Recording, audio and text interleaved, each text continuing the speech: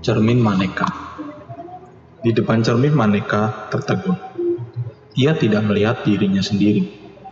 Kalaulah harus ada satu hari yang harus menjadi lain di antara hari-hari lain, ia tidak mengharapkan kelainan itu berlangsung begini rupa. Setiap malam ia memang berdoa agar hidupnya berubah keesokan harinya. Ia berdoa agar hari-harinya tidak lagi begitu membosankan dan begitu menyebalkan, justru karena tidak pernah ada persoalan.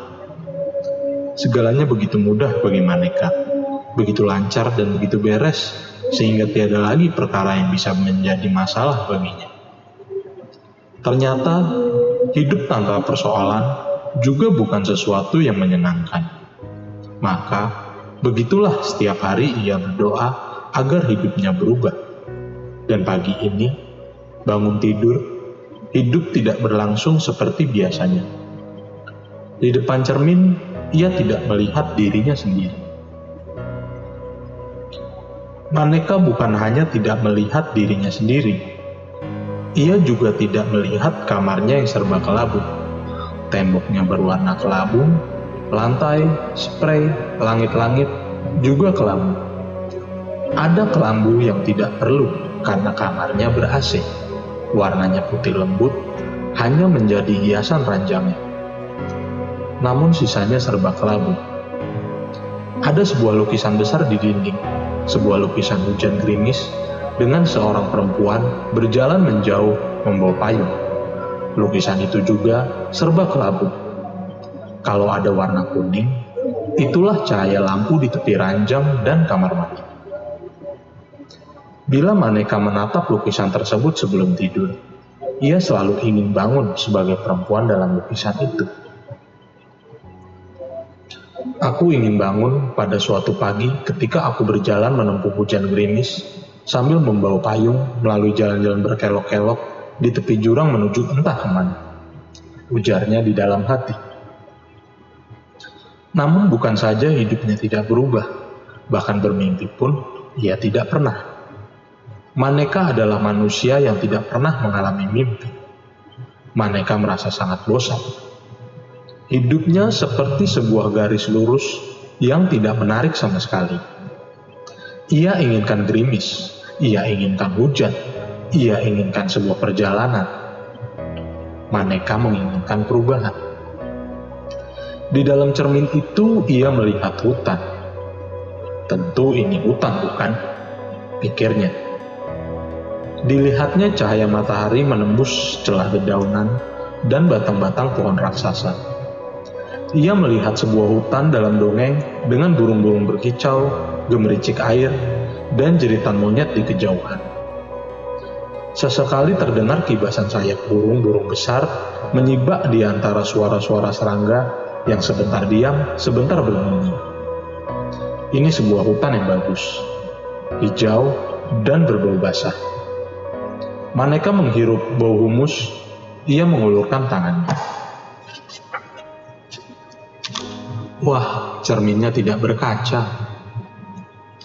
Cermin tempatnya berhias, yang bulat, tinggal sebuah bingkai menuju ke dunia lain.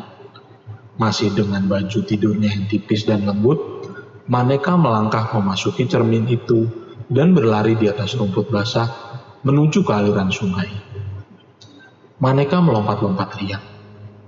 Hidupnya sudah berubah. Ada persoalan besar yang harus dipecahkannya kini. Mengapa cerminnya bisa menjadi ajaib seperti itu? Tentu saja hal itu tidak bisa dijawabnya sekarang. Dan tidak harus sekarang. Ia tidak ingin hidupnya segera menjadi membosankan kembali. Ia ingin menikmati dahulu dunia di balik cermin itu. Sebuah hutan lebat yang dahsyat dan menyenangkan. Sebuah dunia tanpa manusia yang tersimpan dan tersembunyi untuk dirinya sendiri. Ia melihat bunga-bunga yang tidak pernah dilihatnya, bahkan di toko bunga yang paling mahal sekalipun. Bunga-bunga hutan yang tumbuh liar tanpa sentuhan tangan manusia selalu lebih mempesona daripada bunga di taman kota manapun. Maneka merendam kakinya yang mungil itu di sungai yang jernih dengan bebatuan yang terlihat jelas di dasarnya. Cahaya matahari membuat segalanya terlihat demi Maneka. Mata Maneka yang takjub bagaikan ingin menelan dunia ke dalam dirinya. Ia tidak pernah mengira bahwa daun yang tertimpa cahaya di sebaliknya memperlihatkan pesona hijau yang berbeda. Kerangka daun menjadi garis-garis hitam. Ia tidak seperti melihat daun, melainkan sesuatu yang lain. Mata Maneka berkejap-kejap memandang semesta dedaunan yang melingkupinya. Ia menoleh ke arah dari mana ia datang. Bisakah ia kembali ke kamarnya melalui cermin itu? Maneka terkesiap dan berlari sekencang-kencangnya. Disibaknya semak-semak setengah gugup dan melaju ke arah bingkai yang tadi dimasukinya. Ternyata ia sudah jauh berjalan. Dengan terengah-engah, Maneka berlari mendaki. Burung-burung berterbangan dari semak karena terkejut. Kini Maneka tak peduli. Ia berlari dan berlari sampai akhirnya melihat tempat dari mana ia tadi masuk. Ia melompat kembali ke kamarnya. Angin bertiup dan sejumlah daun kering ikut bertebangan masuk ke sana. Maneka menoleh. Ia melihat dirinya di cermin di dalam kamar yang serba kelabu, masih terengah-engah, dan baju tidurnya robek di sana-sini. Terdengar ketukan di pintu. Maneka, Maneka, sudah jam segini, kok belum bangun? Ibunya tidak menunggu. Ia membuka pintu, dilihatnya Maneka sedang memandang cermin dengan terengah-engah. Maneka, kamu dari mana? Lihat kakimu, kotor. Maneka melihat kakinya, penuh dengan tanah yang basah.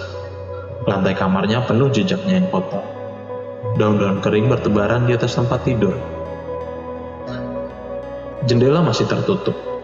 Ibunya tidak mengerti bagaimana semua itu bisa terjadi.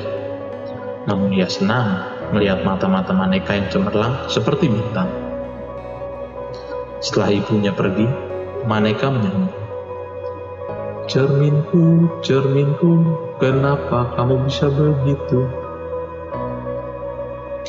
Sejak peristiwa itu, Maneka selalu berangkat tidur dengan perasaan pergi ke sebuah negeri yang jauh.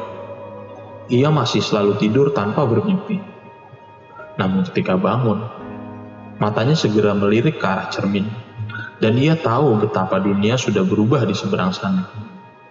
Ia akan mengalami mimpi-mimpi yang nyata. Masih dari tempat tidurnya, ia tahu bagaimana segalanya menjadi lain, karena cermin itu tidak pernah lagi memantulkan kamarnya yang serba kelabu. Apabila ia terbangun, ia melihat tepi sebuah dunia yang lain, tempat ia bisa mengembara sepuas-puasnya. Seluruh dunia terdapat di balik cermin itu.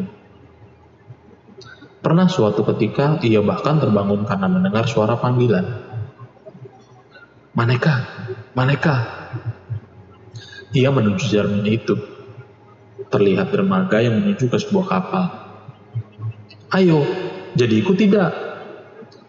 Ia melihat sebuah kapal pesiar dengan orang-orang berpesta di atasnya. Maneka tidak beranjak. Ia tidak suka berada di tengah orang banyak. Ia lebih suka sendiri. Maka, ia tidak melangkahkan kakinya. Ia menggeleng. Perempuan yang tadi memanggilnya pun pergi. Dilihatnya perempuan yang juga masih mengenakan baju tidur itu menaiki tangga kapal, dan kapal itu pun membunyikan peluitnya. Maneka terus melihat kapal yang putih itu sampai menghilang di balik cakrawala. Dunia begitu luas di balik cermin itu. Dalam waktu singkat, Maneka merasa dirinya begitu kaya karena mengetahui banyak hal yang tidak diketahui orang lain. Ibunya masih selalu merasa bingung dengan keajaiban di dalam kamar Maneka. Kamar yang serba kelabu itu semakin sering menyisakan jejak-jejak dari dunia di seberang cermin. Bukan sekadar tanah dan daun-daun kering, tapi juga bunga-bunga, kayu bakar, mutiara, baju zirah, kitab sihir, tikus putih, sup kacang merah, topi, tombak, perangko, ban mobil, komik, mahkota, kain batik, disket, kamera, cermin kecil, tas, sapu, lidi, bros, liontin, kulit kerang, teropong bintang, kaos oblong, I love New York, batu-batu pantai, pistol, pil koplo, dan akhirnya juga kondom. 3 benda terakhir itu membuat ibunya panik, meskipun tetap berusaha bijak. Maneka, ibu menganggap kamu sudah dewasa, jadi ibu sepenuhnya percaya kamu tahu mana yang baik dan mana yang buruk. Tolong hati-hatilah setiap kali engkau melangkah dalam hidupmu. Ibu tidak ingin kehilangan kamu. Maneka meyakinkan ibunya bahwa ia baik-baik saja, dan ibunya memilih untuk percaya. Tentu saja, apalah yang harus dikhawatirkan dari seorang Dara yang tidak tergantung kepada apapun dalam menentukan langkahnya. Pagi ini Maneka kembali bangun dan kembali melirik hidup. Sudah tidak membosankan lagi bagi Maneka karena setiap hari betul-betul dialaminya peristiwa baru. Ketika ia melirik, dilihatnya semburat cahaya senja yang kemerah-merahan dari langit di luar sana yang membias ke dalam kamarnya. Kamarnya tidak lagi kelabu pagi itu, melainkan kemerah-merahan karena cahaya senja dari matahari yang sedang turun perlahan-lahan di balik cakrawala di seberang sana. Angin meniupkan bau laut. Cuping hidung Maneka bergerak. Ia melompat bangun dan menengok cermin itu, dan tertatap olehnya sebuah pemandangan yang penuh pesona. Tiada yang bisa lebih mempesona selain senja merah kemas-kemasan di tepi sebuah pantai yang membuat langit semburat jingga seperti seolah-olah terbakar, sehingga air laut yang memantulkan bagai genangan cat air yang jingga-jinggaan dan kemas-kemasan dan berkilau-kilauan. Maneka beranjak dan melompat tanpa berpikir lagi. Baginya, pemandangan senja adalah segala-galanya dalam hidup ini, karena adalah senja yang memberi keyakinan kepadanya betapa hidup memang tidak akan pernah sama. Senja selalu menyadarkan Maneka betapa perubahan adalah keberlangsungan setiap detik, dan meski betapa indah dan betapa penuh pesona senja itu, tetapi akan selalu berakhir. Itulah sebabnya ia selalu memburu senja, seperti memburu cinta, betapapun tiada akan pernah abadinya cinta itu. Ia berlari sepanjang pasir menuju pantai. Senja memang gemilang, tetapi dilihatnya mayat bergelimpangan. Mayat-mayat bergelimpangan sepanjang pantai yang berkilauan sesekali terdorong karena hempasan ombak. Maneka terpana. Ratusan, bahkan ribuan mayat terserak sepanjang pantai itu bagai akhir dari sebuah pertempuran yang maha dahsyat. Pantai begitu indah, tetapi malapetaka hanya menyampaikan duka. Maneka melangkah di antara ribuan mayat yang tergolek dan bertumpuk bagaikan susunan sebuah monumen. Sesekali, dilihatnya darah mengalir di pasir yang basah. Ombak berdebur dan mengempas seperti biasanya ombak berdebur dan mengempas. Tapi kali ini, Maneka tidak sempat menang. Ia memeriksa mayat itu satu persatu dengan harapan setidaknya masih bisa menemukan satu atau dua atau beberapa orang yang masih hidup. Tetapi semua sudah mati. Maneka berlari dari mayat yang satu ke mayat yang lain. Kali ini, dunia di balik cermin itu bukan lagi sesuatu yang membuatnya meloncat-loncat bahagia. Air mata Maneka berderai melihat wajah-wajah yang menderita dalam kematiannya. Wajah-wajah yang penuh dengan cerita tak terbahasakan, tapi menularkan langsung pengalaman duka mereka yang terdalam.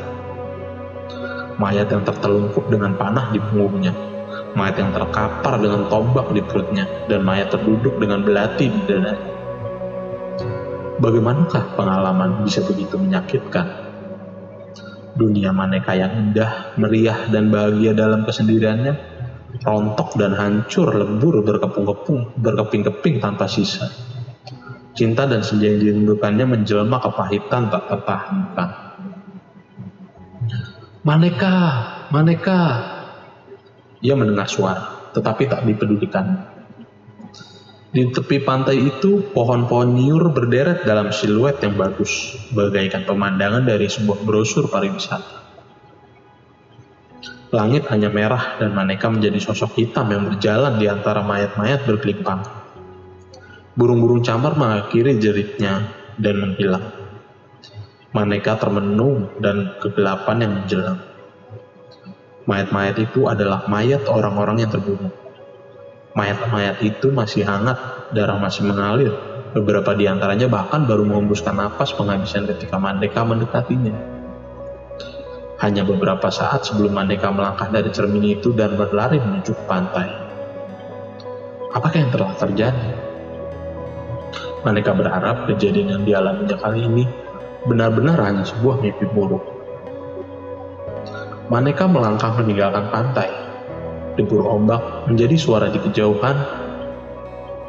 Di atas bukit pasir, ia tertegun. Kemanakah ia harus kembali?